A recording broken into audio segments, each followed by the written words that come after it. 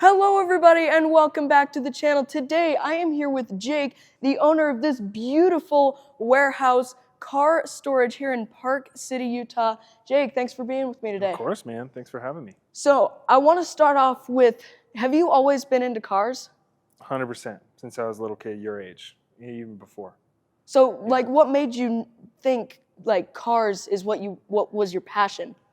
You know, it took a while to actually want to get into the car business. Initially, I didn't because I thought if I did that I would be around them too much and I'd get frustrated and it would hurt my love for cars. So I was in clothing first.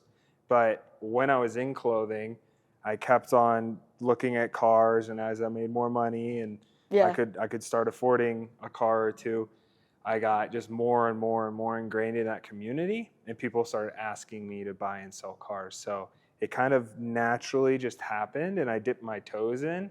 And then when I did, I realized that I really liked it, and then I created this. That's awesome. So let's talk about like what was your first job and when did you get into like the car business? My first job, I was 16, I think, and I worked for a jet ski mechanic shop. Oh, okay. Yeah. So like working on the little motors and stuff? Oh, yeah. Working on little motors, test running them. I raced jet skis when I was younger, so it was a good reason for me to get out, and I could get some of my pay put towards my race jet ski. Okay. So I've always loved motors, so that was my first job. But then I wasn't involved with anything motor related until I got into cars, which I was 23, 24. Okay, so when you got into like the car business, what did you do? You said you buy and sell cars? Yeah, so I started kind of buying and selling cars for different people, brokering cars, and I was focusing more on like old Lamborghinis, old Ferraris, old Porsches. Okay. So that's what I'm really passionate about. And then while I was doing that, I was going to storage facilities all the time in Miami, which are a dime a dozen. They're everywhere. They're dusty, they're dirty, but you'd have a McLaren P1 or an F40, and you'd have these amazing cars, right? And I just didn't understand, once you drop that car off, these people might not come back for another year to see their car, and nobody can enjoy them. So I wanted to take a space like that, but really create a really cool vibe and community out of it so you could enjoy and celebrate those passions. Okay, so that was kind of going to be my next question is, when did you want to start like a business car storage specifically? Yeah, so that was probably 6 months into brokering those cars, and I was still making more money doing clothing at the time. So I was still kind of in that world, but again, once I started going to these storage facilities, I thought there was a really cool need, and I was seeing a number of new like social clubs popping up in the Miami area that were really cool, and that did a good job of, raising and building these communities. So that's when I started putting together business plans and all my thoughts. And I was 23 at that point, and then went to do my own one in Miami. It was going to be super small. I mean, it would have been basically the size of just where we're at right now. Yeah, just like this area? Oh, yeah. It would have been really tiny, but, a little bit of storage, a little bit of sales. We would just do cool events in and out of it.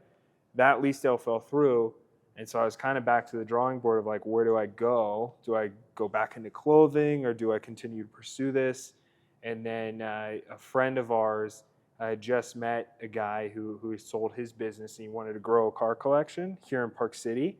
And he was like, hey, I know this kid. He's trying to do this thing. We should fly him out and see if he'd want to do it here. And that was here in Utah? Here in Park City, yeah. So then they flew me out, and a month later we bought this lot. Wow, okay. Mm-hmm. So you had partners when you bought this warehouse? I have 3 partners that helped me collect the funds to make this happen. Yeah. That's awesome. So when did it start becoming like profitable? Well, that was more like 6 months ago. That was very recent, right? Because we just opened. Pretty recent, yeah. Yeah, we just opened in January, so we're only 11 months old. So we're really new. But yeah, like with any new business, it takes a long time. We had to build this whole building, so I'd never built a building before. So I had to figure that all out and work with the county and push it through. And it was during COVID as well, so there's supply chain issues and and different hurdles to get across. But it took about 4 years from the day that we bought that lot in November 2019 to soft opening last December. Oh, that's awesome. Yeah, and that was the first time where we just got certificate of occupancy and we were allowed to park cars. We didn't open the social club at first or anything. So we've really only been operating for 11 months, and I'd say only about 8 months of fully operating because we were kind of soft open for the first 3 months. That's really cool. So I look around here and I see all of these like super high-end cars, and I was curious, could like anybody store any car here? I mean, I know you're like marketed towards higher end cars. Sure. And kind of the rare luxury, but like could anybody store any car here? No.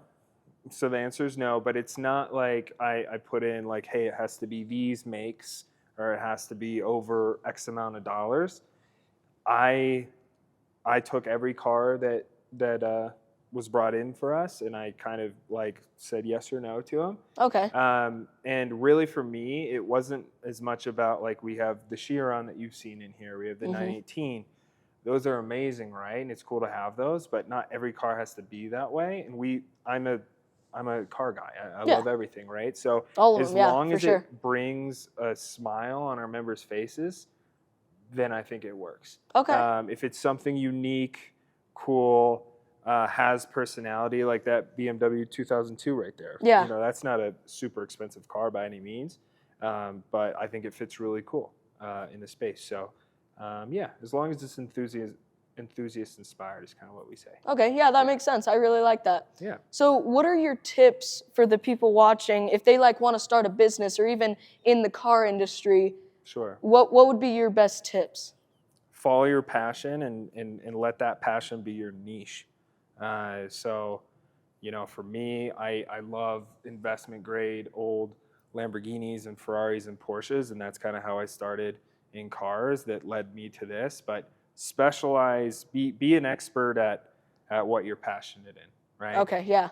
So that if you're putting that amount of dedication into that one specific subject, and you can narrow that down to a niche that, you know, might not have a huge amount of people doing it, you're probably setting yourself up for success as long as you run your business right and you communicate well with your clients and you find demand. Awesome. I like that. So how many cars do you own? Ooh. Like what's your collection? A ton. So I have the Diablo SV Monterey edition. Oh, wow. So that's one. I have this LM002 behind me. And I hear that this one has a pretty cool story. Super cool story. Yeah, first ever fuel injected LM002. Wow. Like that's the carbureted one. This is the fuel injected, but this is the first ever chassis with one. And then this ran the One Lap of America, which was like Cannonball Run's extension after. Oh, wow. Yeah, that's pretty cool. So it was on ESPN, it was on magazine articles, and it even was the first Lamborghini to do Pikes Peak. Are you serious? Really cool. Yeah. So wow. That's what we're restoring it back. It was like a gold sand color. So we're painting it back that. We just rebuilt the motor, and then we're putting all the original like rally decals on the side. Which would be kind of cool. So there's those two. I have a Raptor. I have a Super Trofeo race car that caught on fire. Oh, okay. Then, I'm going to need to hear that story in a minute. Yeah, and then a Porsche 928. So I have 5. All right. Yeah. Pretty nice. Yeah. So let's hear that story on the Super Trofeo. So that one was recent, but it doesn't hurt to tell it as much as it did a few months ago. But yeah, so it's a Gen 1 Huracan Super Trofeo, right? So they have like the Gen 1, the Evo, and then the Evo 2. This is the Gen 1. Jess had rebuilt it the summer before. Oh my gosh. So, and I had like 2 races on it. This was my second race. Racing well, like 5 minutes left in the race. Out of nowhere, I was completely by myself. I hear a loud bang in one of the last corners. I'm like, that's weird. You know, the car pops and bangs and spits flames and all that. But I heard a bang, so I'm like, okay. I looked at my dash, doesn't show any codes, so look at the video cameras. And doesn't show anything. I go through the next corner. Then I see out my rear view camera just fire. Oh my gosh. And then that goes out. And so I pass a couple cars in the straight because that thing's just super fast. Yeah. And then I get off, pull over. Luckily, there was a fire truck right there. So I got out of the car, tried to hit the fire extinguisher, just didn't go off. Oh my gosh.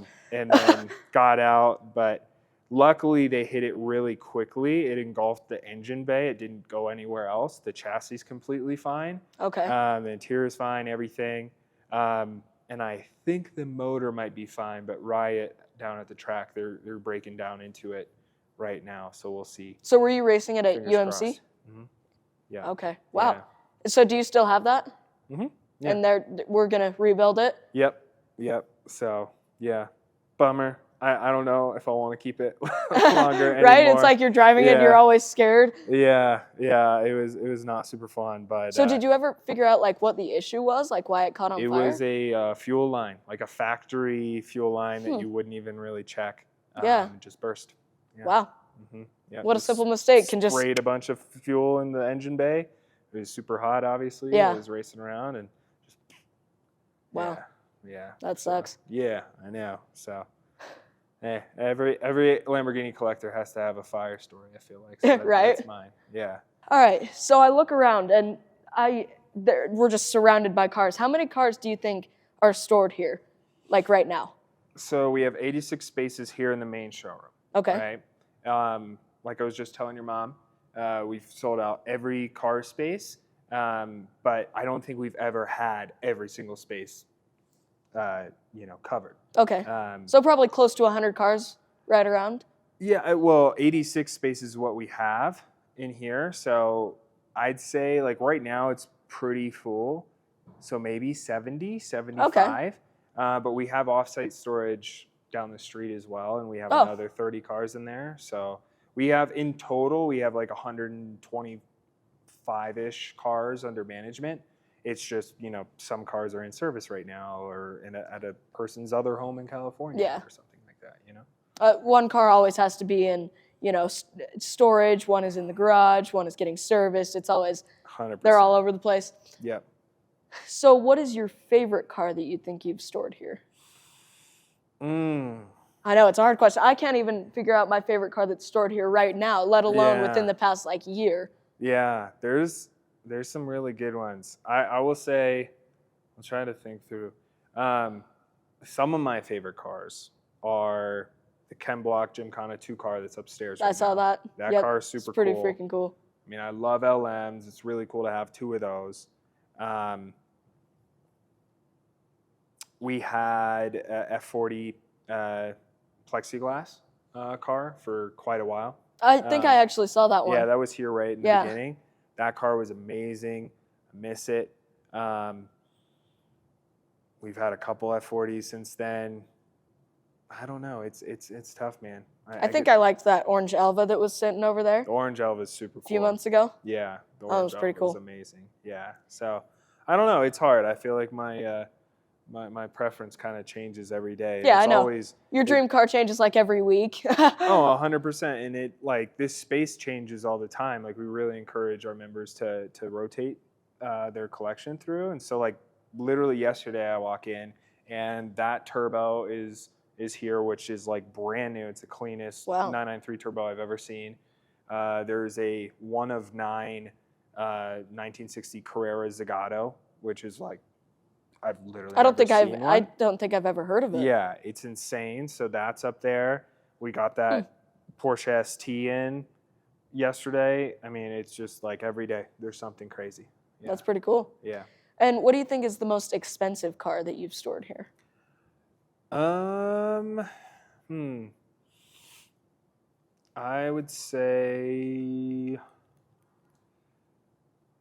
we've had some expensive ones. We have the Chiron. Yep, I remember that. That's 3.5 or so. Yeah. So we've had that. We've had the Singer DLS that we store here. It's in service right now. That one's about 3.5. What else do we have that's really expensive? We have the 918 Martini edition. That one's pretty rare. I can't even think. We've had a LaFerrari in here for a little bit. That I guess that would be the most expensive car that's Yeah. been in here. That's right around like 4 million, huh? Yeah. So we've had other F40s, Carrera GTs. Casual. Yeah. Oh, the new Countach. That's like Oh 2.5. yeah, I saw that over there. That thing is beautiful. Yeah. Yeah. That thing's really, really cool. So yeah, I mean, on any given basis, we're having $1 million car coming in and out. You know. So, all of this, how much do you think like the cars are worth in here? Like just ballpark. I think right now we're at like 47 million just here in the main showroom. Wow. We offsite would add maybe push us over 50.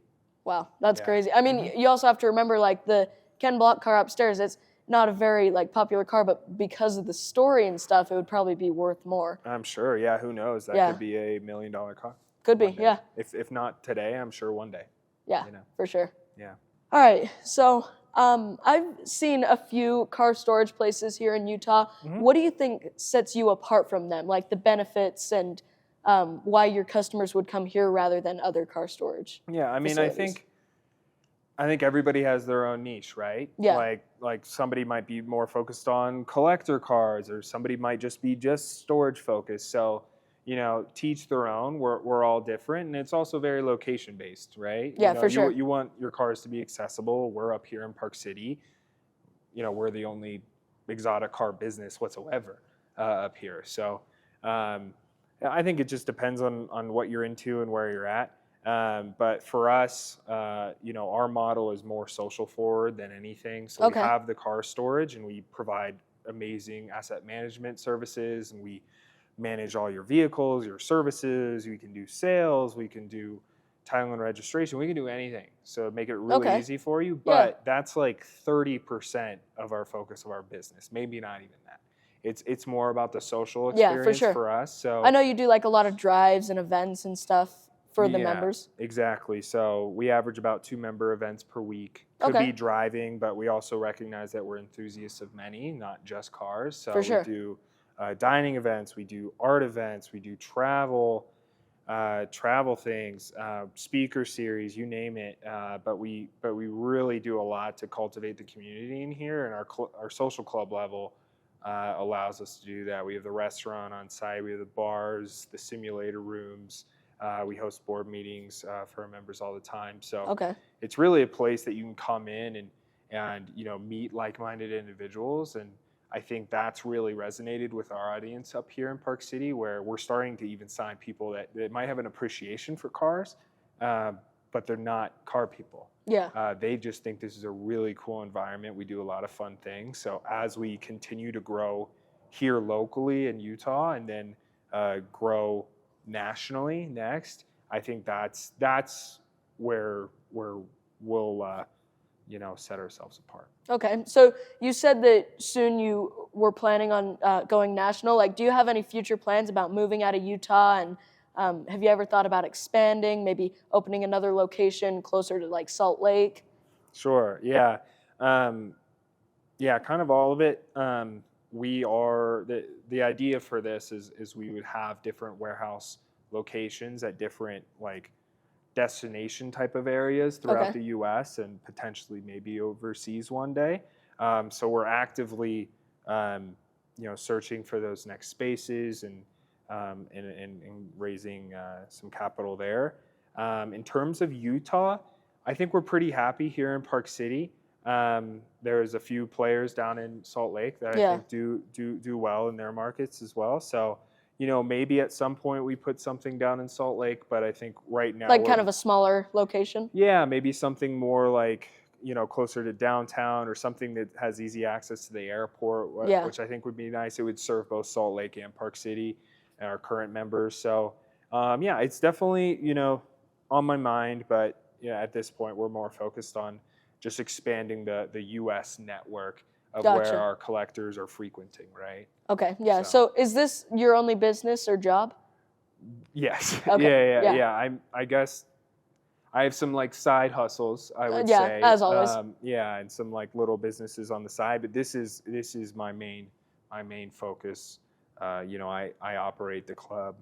I will operate the company and the future clubs going forward, raising money, building those new spaces out, helping build those memberships, and just, finding new business areas. So that's kind of my focus here for Warehouse. All right, cool. And then other than expanding, do you have any like future plans? With Warehouse or like other things? With Warehouse, expanding, I think there's some different revenue lines that we can get into, and we can continue kind of bolstering our experience.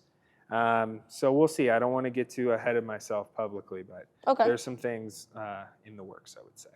All right. Yeah. Looking forward to it. Yeah, for sure. So I know that you said you have a few side hustles and that this is like your main business, but do you have any like other hobbies on like personally? For sure, yeah. I love art in here. I think that rings through the club a lot. We're here in Utah. We have some of the best ski resorts and mountains in the world.